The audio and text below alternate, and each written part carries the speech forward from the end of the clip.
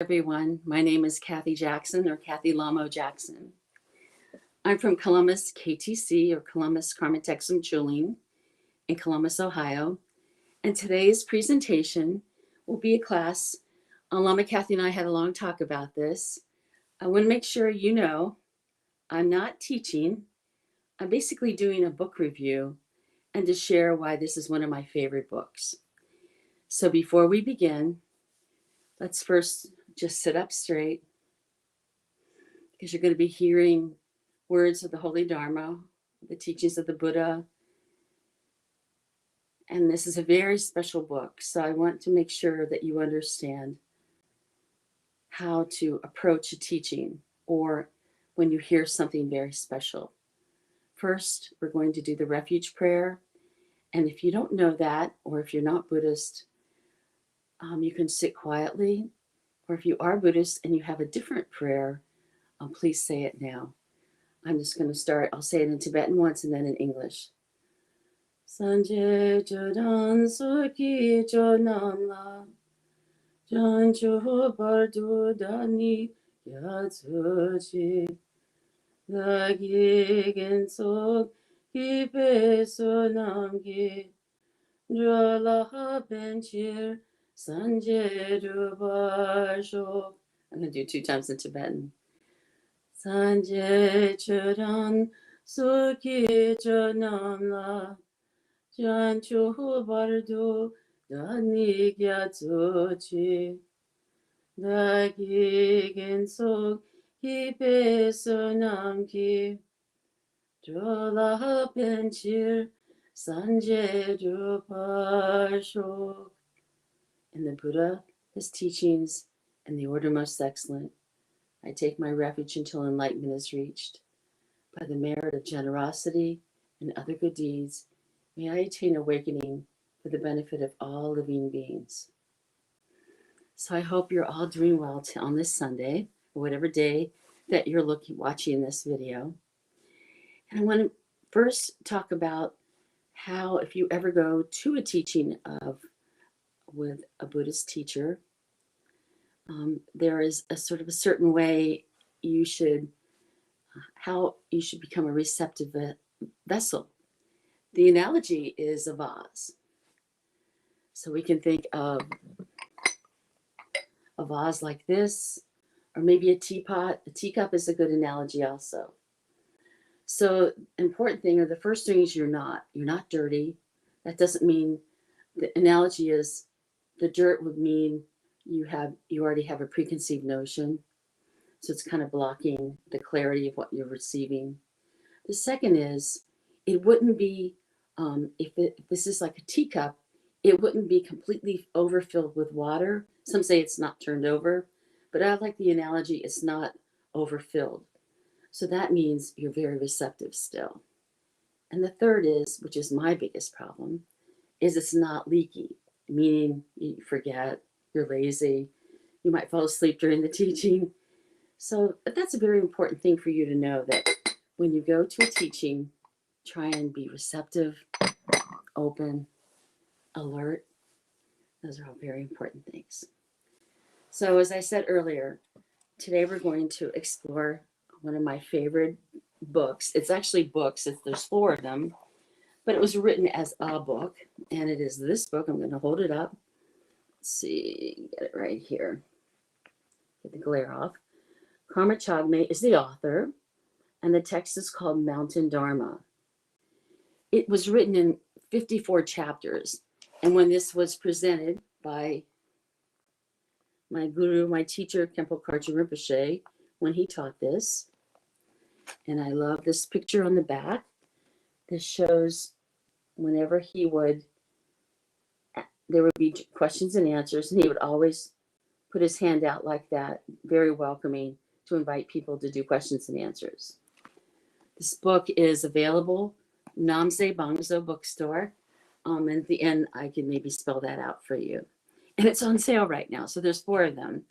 Today, I thought I would do all 4, but I'm thinking more and more I'm going to do just 1 because it's very comprehensive. So first, I'll mention this several times, excuse me. why this would be considered one of my favorite Dharma books. My husband and I were able to go to those teachings, which were amazing. Khenpo Karthar Rinpoche was instructed by the 16th Gyalwa Karmapa to teach his Western students this text at a certain point, you might say in our Dharma education, our Buddhist training. And he did this in 1999 through 2003. And he did it through a series of weekend teachings. And by some wonderful event, my husband and I were able to go to a great deal of them. And the schedule was like this. He would teach on a Friday night, maybe at 7 to 8 o'clock or 8:30, if the weather was good. If the weather was bad, he started on Saturday. The monastery is in upstate New York, so sometimes they have pretty wicked winter weather, but it's beautiful no matter what. So that would be Friday night. Saturday, he would teach a morning session till noon. And then in the afternoon, he would do questions and answers. And these were amazing. The questions and answers not only covered what he had taught in this book, and because this is actually him reading the text and then giving a commentary on why and on how we can understand it more so, not being born Tibetan Buddhists. And the questions and answer sessions were usually at least an hour and a half to 2 hours long. And they were just brilliant. People could bring to him anything they had on their mind, not just from this text. And I was, at that time, I was recovering from a stroke. So it was just hard enough for me to get up to the mountain with my very kind husband driving me a 12-hour drive. And we just loved it. So after a while, it sort of became our thing we did every month, at least every month or every other month. And for the most part, I believe the translator was Lama Yeshe Gyamtso. And it was so brilliant. So this is why do I really like this text? It's about retreat, and I don't necessarily have the best karma of doing a long retreat. But he really went through all of Buddha Dharma in terms of Hinayana, Mahayana, and Vajrayana. And he did it in such a way, he taught in such a way that it was very non-intellectual, very practical, and very concise, very clear, the way Khenpo Karthar Rinpoche taught. Now, both of them were very intellectual people. Khenpo Karthar Rinpoche was an abbot, but they understood, for these students, us Westerners, we had more of a different taste and style that we responded well to. And we particularly respond well to Karma Chagme. Let me look at my sheets, my notes here, just go over a few things. The last time I spoke, I did a biography on Karma Chagme Rinpoche. But just a 5-second overview, he was born in 1613 and died in 1678. He was from Eastern Tibet.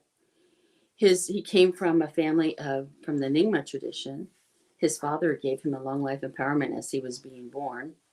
He spent his entire life in training, first with his father to become a Nyingma teacher, and then later, from the age of 13 to 37, he did a great deal of retreats every year.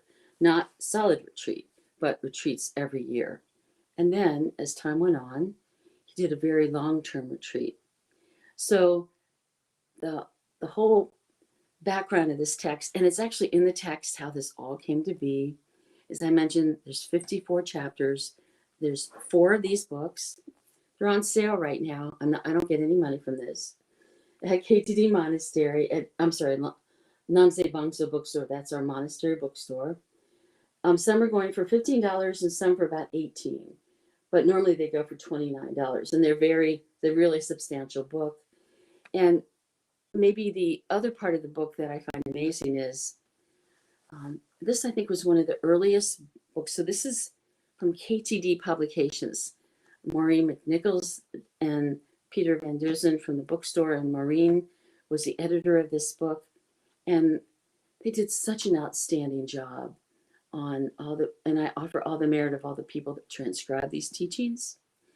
And then not only did they put down what had been taught, they include a beautiful glossary. And my favorite part is the index. I use this as one of my main reference books. Whenever I'm teaching a class, I always go to one of these 4 books, and find inspiration from them, and such clarity of what to do. Now, it says this is a retreat manual. So the title is Mountain Dharma, but I think the subtitle is like the retreat manual. And it's just all about retreat, but much more so than that. So anyway, that was the main reason that Khenpo Rinpoche taught it. Beautiful questions and answers in here.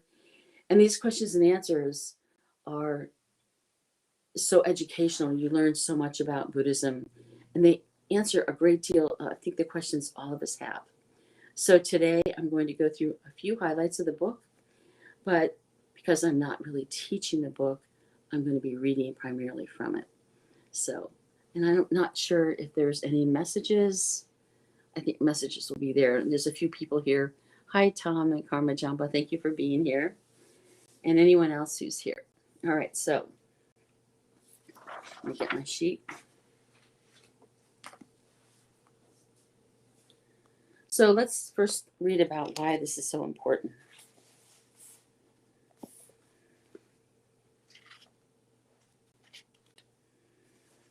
There's one saying that if you don't have a teacher nearby, put this text, so it would be in the Pecha, the Tibetan style text, to put it on your pillow.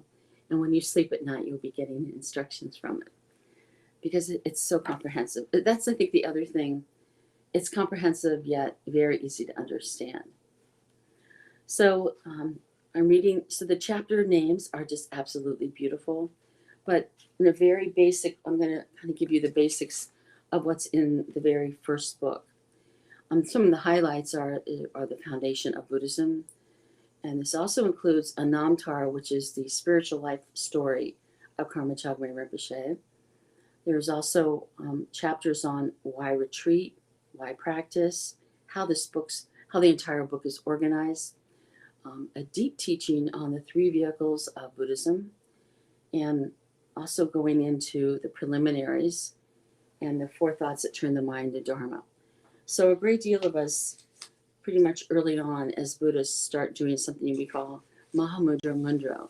This is the first book goes through there's entire chapters on each of those segments. So on the four thoughts and also on refuge, on the Bodhisattva vow in depth, which is the first stage of Mundro, and Vajrasattva, Mandala, and Guru Yoga. And with Khenpo Karja Rinpoche doing a great deal of the Q&A. So it's really great. All right, so let me start doing some reading. I shouldn't talk so much. So this is the chapter a little bit on kind of how the book came to be. So I should touch on this. So in the tradition of retreats in Tibet, often people were in Tibet for were in retreat for a very long time.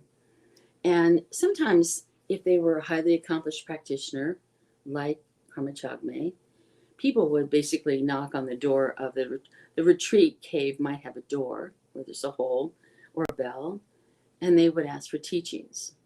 Well, a young man came along, and his name was Sundru Gyamtso, and he is the one we should thank for this book, because he approached Karma Chagme and said, and he gave his qualifications from his teachers and what he had learned, and said, I would like to write, you have taught all over Tibet on retreat.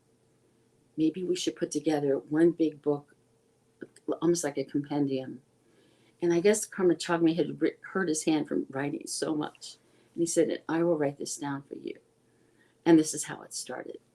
And so Sundru sat outside the retreat, to got all of this information from him. And I'm sure the weather wasn't always that nice. So it's pretty amazing that he did that.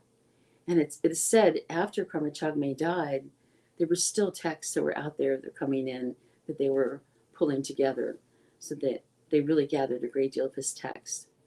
A lot of you might know Karma Chagme because some of you have taken some of the Medicine Buddha classes. He helped edit that text. He also wrote the Aspiration to Sukhavati because he was an Amitabha practitioner and had visions of Amitabha, including that text. So we have many other ways we're related with him. He's very special in our tradition. So let me begin. And this was regarding the text. It is said, and it is very true, that if you become familiar with all of these 54 chapters of Richu, Richu is R-I and C-H-O, that's Mountain Dharma, you will have everything you need concerning how to conduct a proper solitary retreat. And he said, and then going on, he said, think about all that is necessary to practice Dharma properly, particularly all that is necessary in order to conduct oneself in retreat. Consider that you cannot possibly be without your guru for your entire lifetime. Sorry, let me say that again. Consider that you cannot possibly be with your guru for your entire lifetime. You will be away from your teacher sometimes during retreat or practice when you're practicing alone. What will you do in this case? Karma Chagmi Rinpoche answers that if you become familiar with all 54 chapters of this book, of these oral instructions for mountain retreat, it is like having a guru right there with you. He says, just carry the textbook. Of course, in America now we have 4 of them.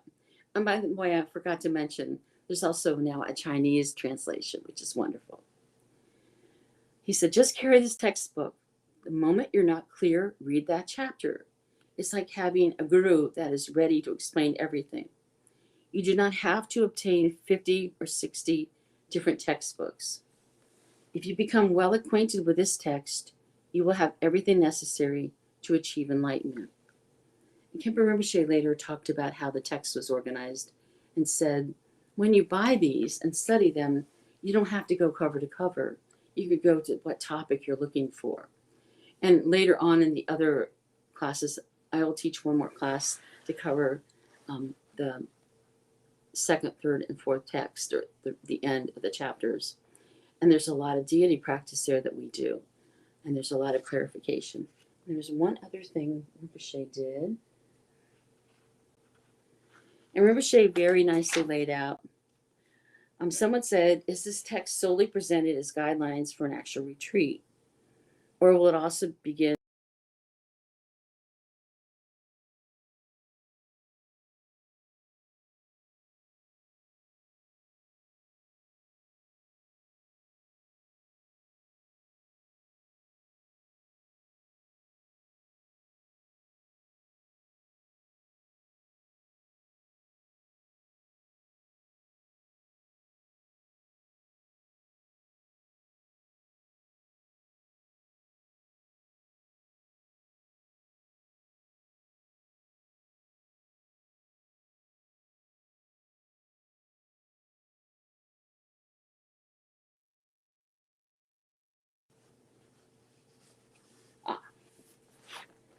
then a few pages over? I thought this was very meaningful. When I first read this book, I believe I marked this maybe 10 years ago. A student asked, there is a lot of encouragement and emphasis in the Kagyu and Nyingma traditions for practitioners to go under retreat. Is there any hope for us that are trying to practice in a normal life? Or is it essential that at some point we have to go into isolation? And this is from Q&A. So this is Khenpo Kartra Rinpoche talking now.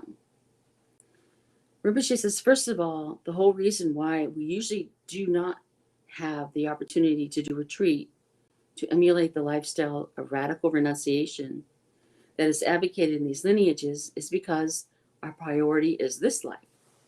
We prioritize success and pleasure based upon clinging to the permanence of this life, which is a mistake. It is a bewilderment, and in the most extreme cases, we think that this life is all there is.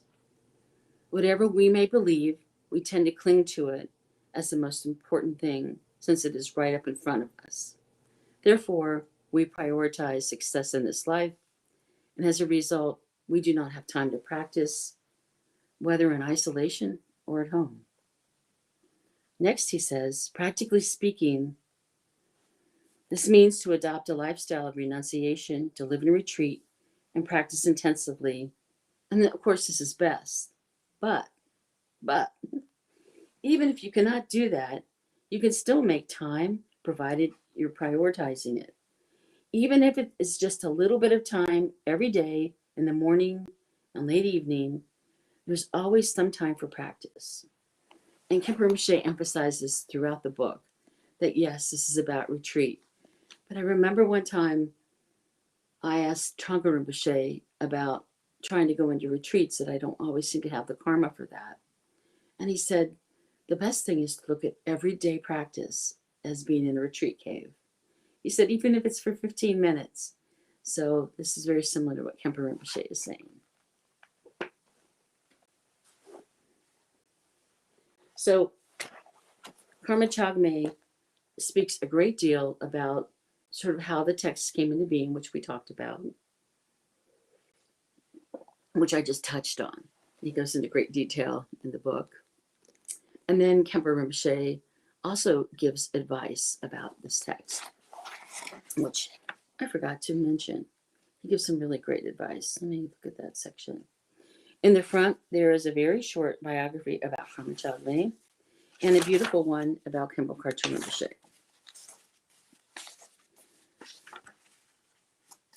Then I mentioned there was an actual namtar. Namtars are a type of hagiography, spiritual biography. And when this was all put together, remember, this is written by Karma Chagme, it was the very last thing he put in. But Khenpo Rinpoche put it in the very beginning so we could connect more with Karma Chagme. And we tapped on that a little bit last week. I was trying to get to Rinpoche's advice. Oh, I think it's right up in the beginning. I forgot.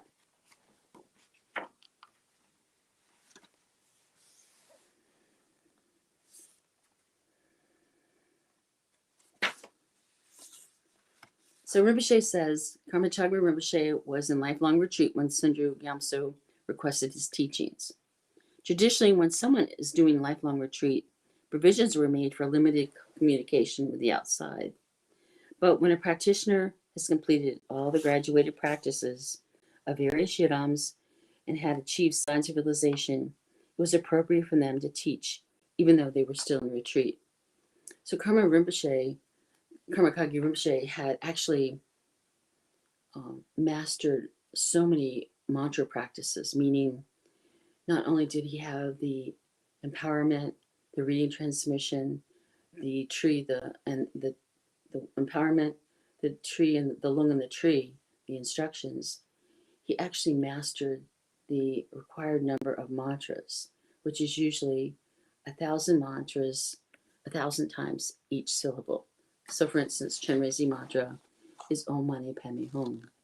So traditionally, in order to even first become qualified to do the practice and do the higher parts of the practice, you would do 100,000 of each of those syllables. So you would basically do 100,000 mantras of Chenrezig mantra. Amitabha is also 6-syllable mantra.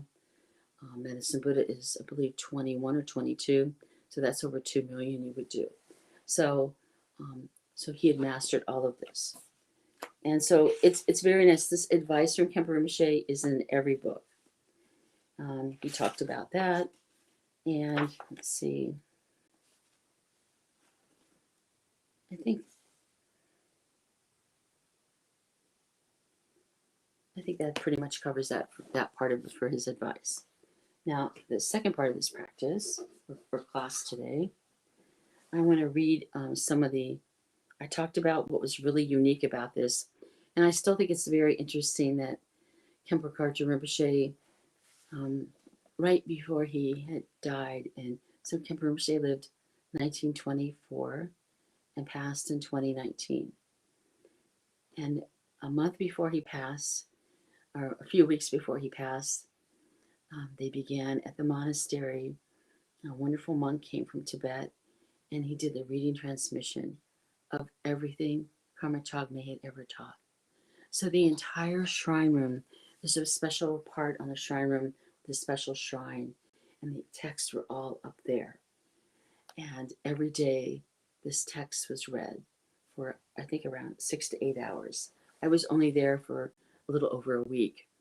Lama Cathy and Swellen Steinmetz from our center are two of the people I know, and many of the lamas, of course, were there for every moment of it. And so they have the full transmission. So very, very special. And then Rinpoche died about a few days after the end of that. So he had, it was such a gift that he gave us that we got that reading transmission. And upstairs where he was, since he wasn't feeling well, there was a big speaker right outside his room. So he heard everything every day. So it was really wonderful. So let's go on. I love some of the questions. I can tell you in every book, so there's 4 of these books. They're just 4 different continuations of this. Every book, there's always a question about practice, the challenges of practice. And I particularly love this one. So let me read this one. It says, if you have the book, it's on page 224. I should have been reading page numbers to you.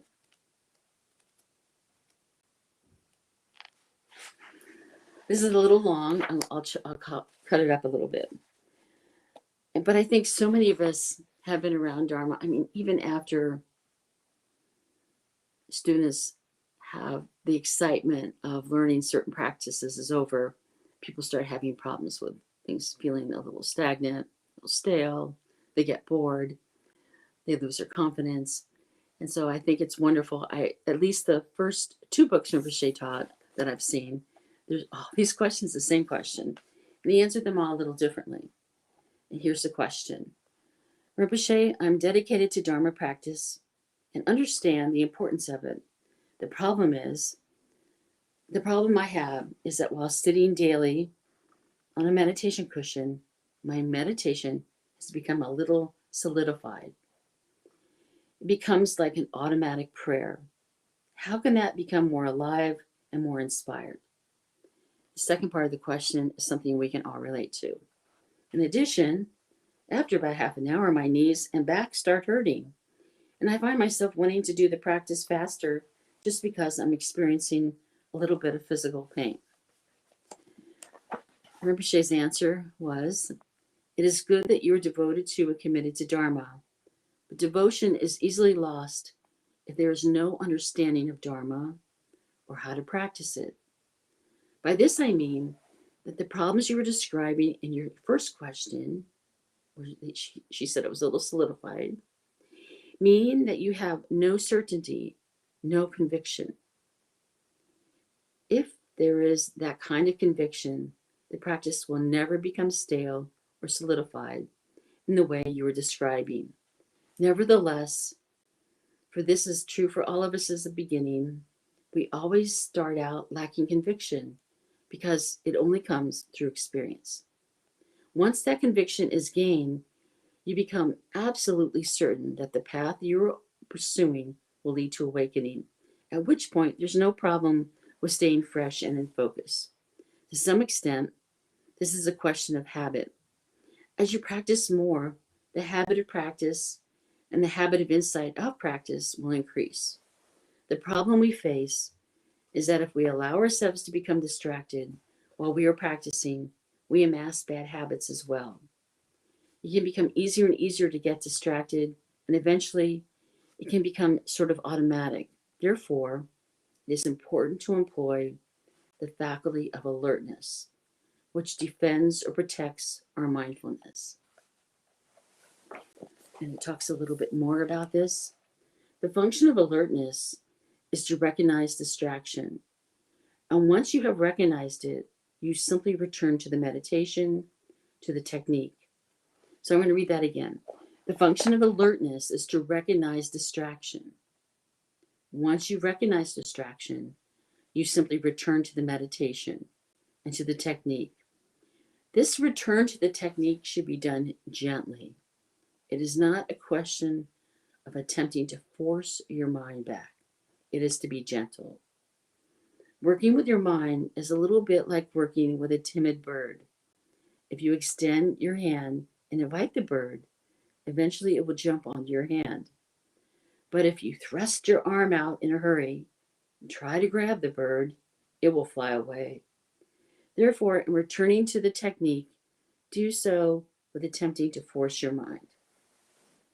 And with regard to the second question, which was regarding after half an hour, the person's knees and back were hurting, and they wanted to finish the practice as fast as they could. There are two things that might be happening. The first thing, which is probably more likely, is that your body is not yet used to the physical position for practice, in which case there is no alternative but to gradually allow yourself to get used to it. I know there's two people up here right now that are, I think maybe you're the only people attending this, Jampa and Tom. I don't know if either of you have had this problem when you first began of having physical problems. I know I did. And I would go to retreats and things or teachings, and day 3 was my worst day. So I started to do stretches, and that really helped me. But Rinpoche goes on. So he said, it's that maybe your physical position, your body's not used to it yet. In which case, there is no alternative but to gradually adjust. Only maintain the meditation posture as long as you can do so without discomfort. And gradually, that period of time will increase as your body gets more used to it. The other possibility is that you might have some physical injury or condition that is causing the pain, in which case attempting to prolong the sitting period could actually exacerbate it. Then he went on, nowadays we have all kinds of problems with our minds and with our bodies when we practice. The great practitioners of the old days, who seem to have all but disappeared now, did not worry about these things because they had the certainty that I spoke about earlier. They had an attitude that was completely hard-headed, uncompromising, and they thought, I do not care if I get sick, if I even die. I would just keep practicing until I'm awakened. Because they had that kind of attitude, they didn't have any problems that they couldn't face. And since we do have these problems, however, we have to deal with them individually and appropriately for each particular situation. So that is one of his wonderful answers on practice.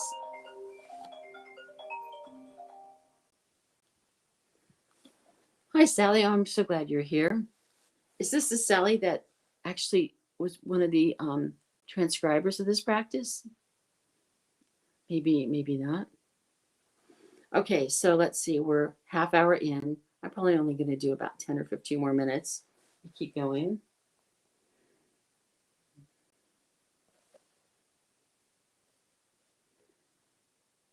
And Rinpoche, very early on, Khenpo Karchen Rinpoche,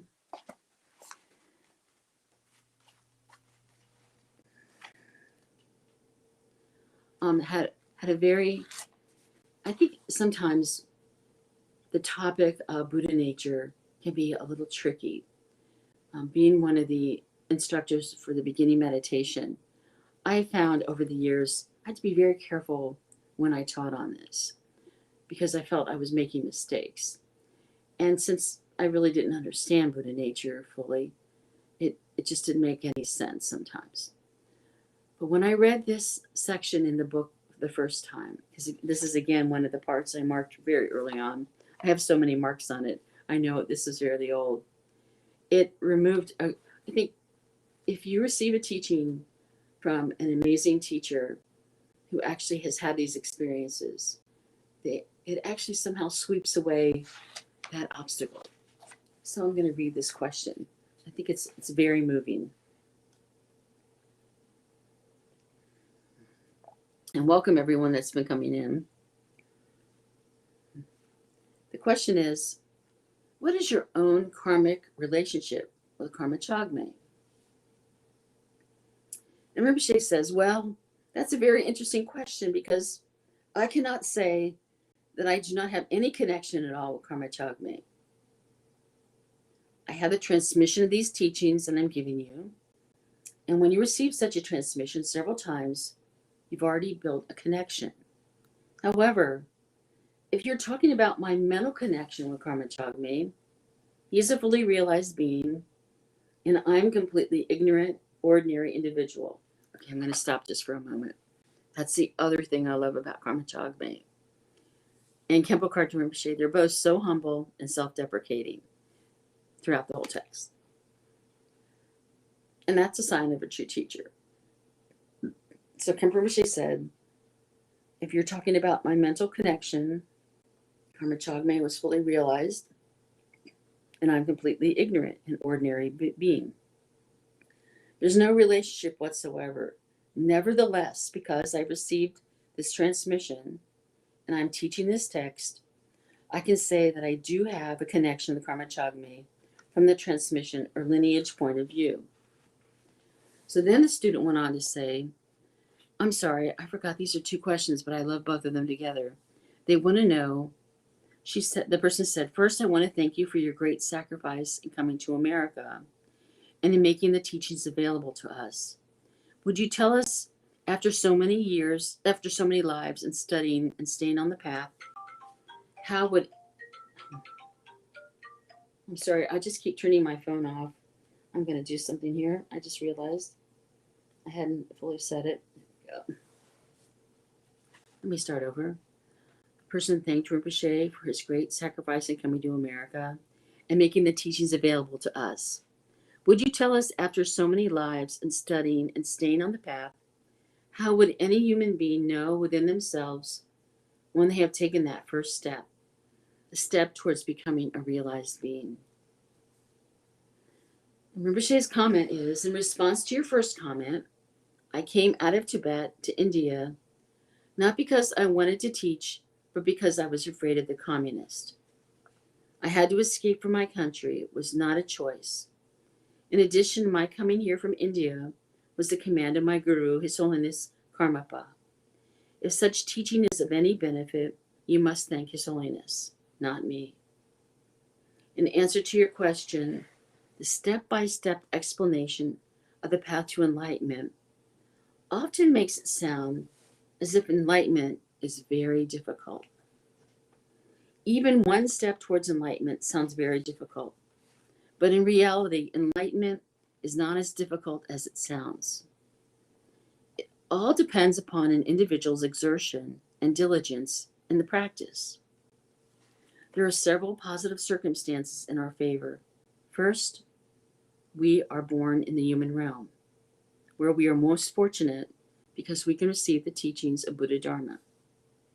We're all human beings, and therefore we're able to study and practice. But secondly, even if one is born human, having the wish or thought to participate in Buddha Dharma is very rare. Some say it is rare as the stars out during the daytime. That I inserted that. The mind that is drawn to Buddha Dharma has tremendous accumulation of merit developed in previous lifetimes. So this message is for everyone listening to this. Everyone listening to this. Hi, Helder. Hi, everyone. Thank you, everyone, for being here. So first, the circumstances were to be born human, but the second one was to take on Buddha Dharma, to become a practitioner of Buddhism. The mind that is drawn to the teachings of the Buddha have a tremendous accumulation of merit developed in previous lifetimes. We ourselves are participating now in Buddha Dharma, so it is obvious that those of us who are participating now and who have participated in the past have accumulated such merit. I think most of us don't have that confidence. But these are the words of Khenpo Rinpoche. We have to trust this. Third, and these are the words of the Buddha. The Buddha has taught this. Third, it is said that you have to have tremendous accumulation of merit, not only to participate in Dharma, studying Buddhism, but especially to participate and to engage yourself in the practice of Tantrayana. These are the deity practices we do. All of you are practicing Tantrayana teachings, showing both ability and willingness of mind or interest in Tantrayana practice. So since this video is going to go out to YouTube and Facebook, this will be practices such as, this is the practices of Himalayan or Tibetan Buddhism or Vajrayana, where we actually do deity practices such as Chenrezig, Green Tara, White Tara, Medicine Buddha, Amitabha, Mundro, So those are just some of the many practices we do. So it is very rare to engage in the practice of these. See how lucky we all are? We're all very blessed. All of you are practicing Tantrayana teachings, showing both ability and willingness of mind, or an interest in Tantrayana path and practice. This definitely shows that you have participated in the accumulation of tremendous merit in past lives. Enlightenment is not really that far away. It is said that if you're using the Sutrayana tradition, sincerely practicing pure loving kindness and compassion towards all sentient beings, in 1 second that practice can burn away the accumulation of the negative karma of many lifetimes. That is the power and strength of such pure love and compassion. If you are sincerely practicing deity practices, you can burn the accumulation of negative karma for hundreds of kalpas in a single instant. In my own understanding, we're not walking step by step to enlightenment. In some sense, I feel we are jumping to enlightenment. However, as you jump, whether you remain where you land or jump again higher and farther depends on you as an individual. Will you be diligent in your practice? That is the question that you have to ask yourself. You must not think of enlightenment as merely a slow, step-by-step process, but understand it as being totally possible in one instant if your mind is put into the practice. You see, enlightenment is not really that far away. Isn't that amazing? So this is part of the Q&A of the very beginning. I remember being in that class. This is the first teaching Rinpoche gave on that Q&A. So that just touches on some of the extraordinary. Getting the book alone just to read the Q&A is pretty amazing. I've been thinking more and more of just having classes where I just read Rinpoche's Q&As. I guess that's what I'm doing today. Okay, let's keep going.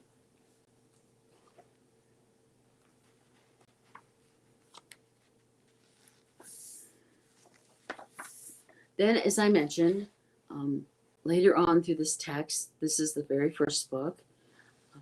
Parmachagmi Rinpoche does a beautiful job in going through the 4 ordinaries of talking about precious human birth, impermanence, karma. He goes through so many different things in samsara, unsatisfactoriness of samsara. And then he teaches on how to approach taking refuge in the lineage and the Buddha Dharma. And so when you do prostrations, when you do Mahamudra Mudra, the first practice after the preliminaries, which we chant every time we sit down and do the practice, we then do 111,000 prostrations, which when we're doing this is part of, it's twofold. We're actually taking refuge in the lineage and also renewing our bodhisattva vow and refreshing it. So he does a beautiful job here in the book on talking on that. Then he goes into a great deal the Vajrasattva practice, why to do the practice. Next, the mandala practice. And the last one is Guru Yoga. So this first book has 12 of the 54 chapters. And somewhere in there have been, and it gives all kinds of other teachings that I have never seen before because this is a very rich tradition. So many of you, I figure, might relate to this questions and answer about the Chenrezig practice, which, by the way, this coming Saturday, we're going to have a session of that, and if everyone's invited. Not just a session, we're going to kind of do a review and for beginners, but also for people that have done their practice for a long time. Let's see, I just want to go see.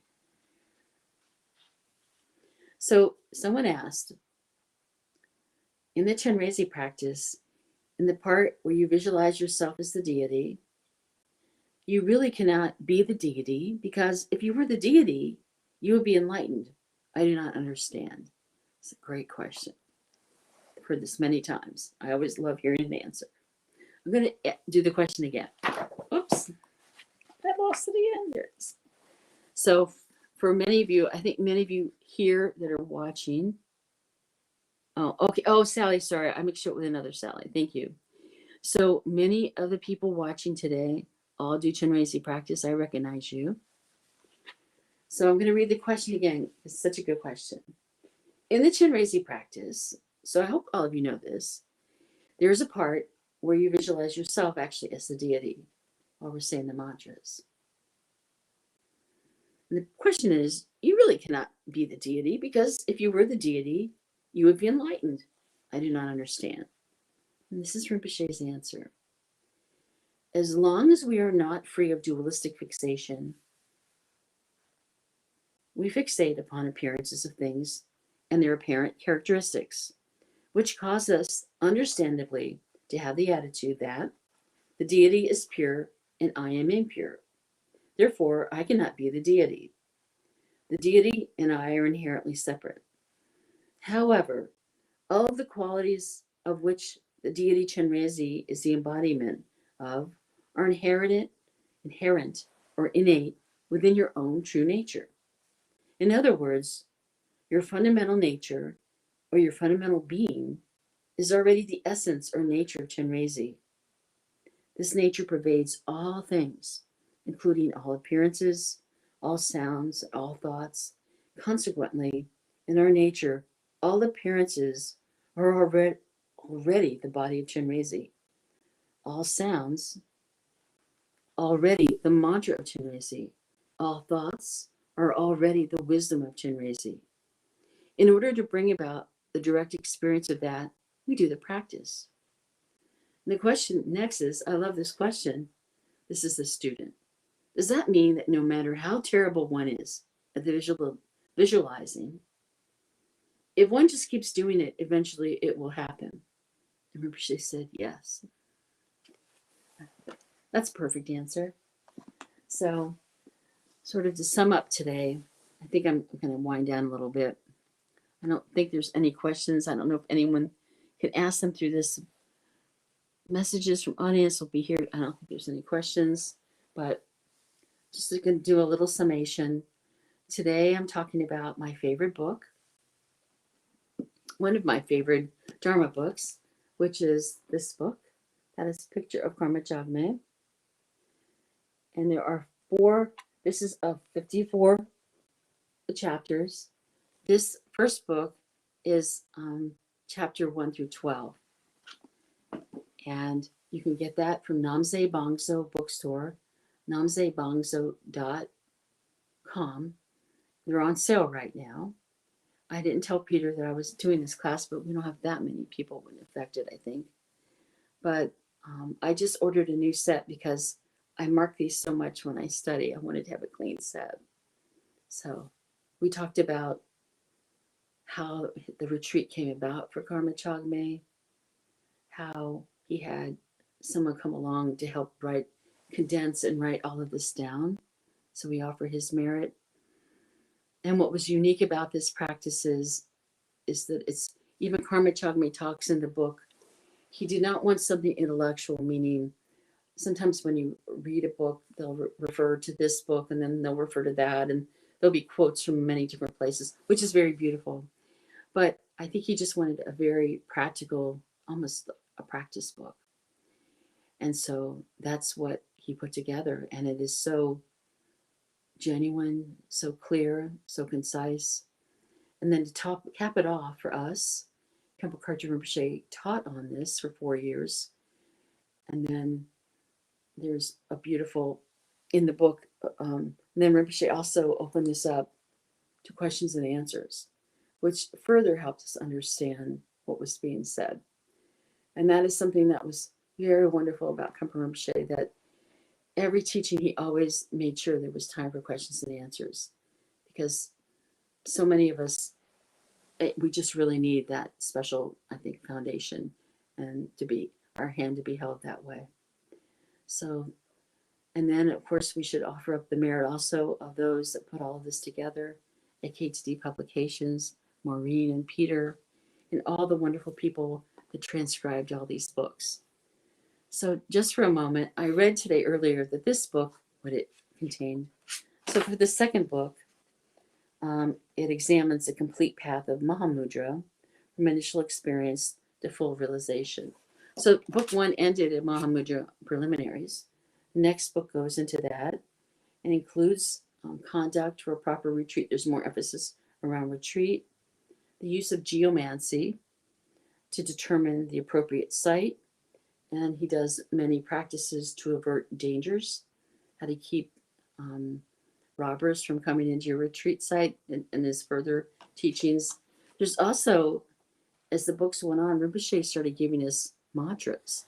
So later on, many mantras were written into the book, which was really wonderful. So we would have that. So, and white Tara practices is spoken of in this one, along with the Chud practice that many of you have been learning from Lama Tsultrim Gyaltso at Lama Tsultrim, so Lama Tsultrim at KTD, and Lama Adam has been putting together a group that meets all the time. So, and the other two books go into even richer practices that I've not yet even touched upon and talked about, but we're going to be studying those in my next class. So the next class will go through books 2, 3, and 4, just to do an overview.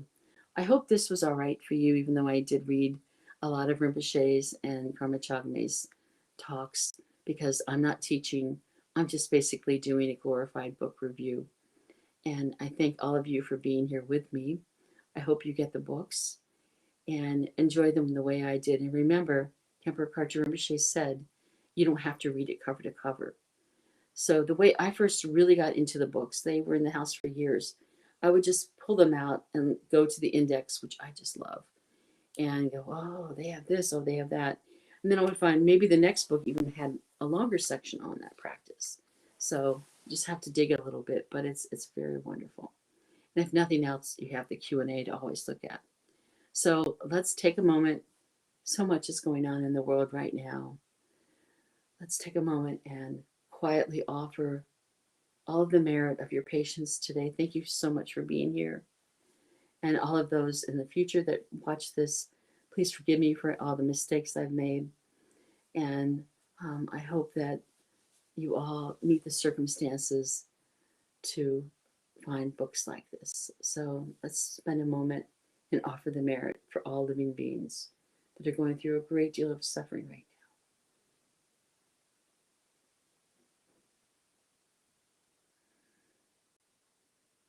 Thank you, everyone. Have a lovely day. And I hope that your practice flourishes and that you're not discouraged and you realize that we all ask the same questions about stale practice, achy bodies, not having time to practice. I remember over the years, whenever Khenpo Rinpoche would do a 10-day teaching, which was 10 days of something, a similar schedule that I mentioned, but for 10 days he would teach morning, afternoon, and then we would all practice together at night, do Chenrezig. But I'd say every 10-day teaching, at least 5 questions around, I don't have time to practice, or my practice is getting boring, or I'm not sure what to do. So I love how Rinpoche invites our humanness and just embraces it. So I hope you have a lovely week. Take care. Thank you.